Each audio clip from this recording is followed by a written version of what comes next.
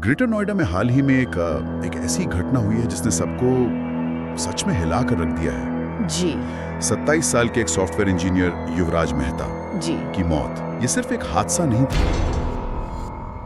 16 जनवरी की रात घना कोहरा था और उनकी कार एक कंस्ट्रक्शन साइट पर पानी से भरे गड्ढे में जा गिरी। कोई 20-25 फीट गहरा गड्ढा। और आज हम इसी पर बात करेंगे, खास तौर पर उन 90 मिनटों पर जब वो अपनी जान बचाने के लिए संघर्ष कर रहे थे।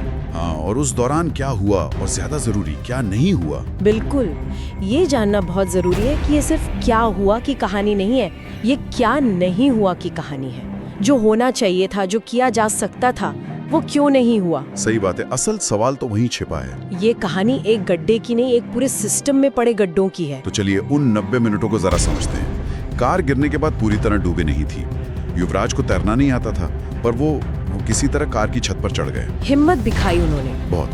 रात 12:06 पर उन्होंने अपने पिता राजकुमार मेहता को फोन किया, अपनी लोकेशन भेजी और मदद के लिए चिल्लाते रहे। उन्होंने अपने फोन की टॉर्च भी जलाई रखी थी, है ना?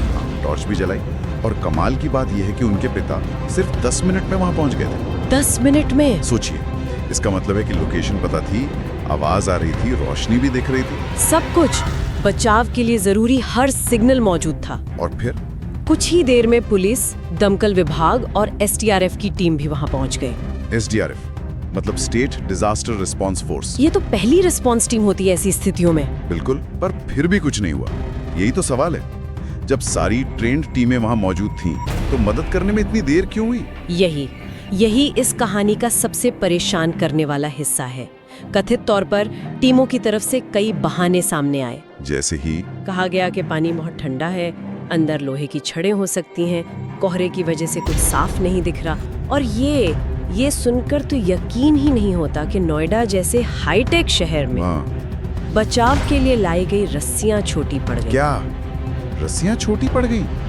एक 25 फीट गहरे गड्ढे के लिए उनके पास पूरी लंबी रस्सी तक नहीं थी। यही कहा गया। ये तो अविश्वसनीय है। और मुझे एक बात समझ नहीं आ रही, एक तरफ ये प्रशिक्षित टीमें थी और दूसरी तरफ मुनिंदर नाम का एक डिलीवरी बॉय। जी, मैंने भी पढ़ा उनके बारे में। उसके पास कोई ट्रेनिंग नहीं, कोई उपकरण नहीं, वो अपनी जान की परवाह किए बिना उस बर्फीले पानी में कूद गया। वो युवराज तक नहीं पहुंच पाया, लेकिन उसने हिम्मत तो दिखाई जो प्रशिक्षित लोगों को दिखानी चाहिए थी। और यही हमें एक खास बात समझनी होगी, ये सिर्फ बहानों की बात नहीं है, ये एक तरह का सिस्टेमिक पैरालिसिस दिखाता है।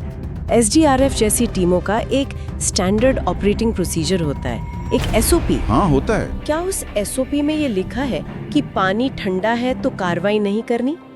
ये सवाल उस रात की नाकामी से ज्यादा उस पूरी व्यवस्था की ट्रेनिंग और मानसिकता पर है। एक्टर अभिनव शुक्ला ने भी तो इस पर गुस्सा दिखाते हुए लिखा था, मुझे आश्चर्य है कि आपके विभाग मौजूद ही क्यों हैं। और विडंबना देखिए, क्या जैसे युवराज डूब गए, पूरा सिस्टम अचानक जाग गया। हाँ, ये तो गाजियाबाद से एनडीआरएफ मतलब नेशनल डिजास्टर रिस्पांस फोर्स की टीम बुलाई गई। बड़ी बड़ी क्रेनें आई, गोताखोर पहुंचे और सुबह 4 बजे तक युवराज का शव निकाल लिया गया। ऑटोप्सी रिपोर्ट ने बताया कि मौत डूबने से हुई। उनके फेफड़ों में 200 मिलीलीटर पानी मिला था।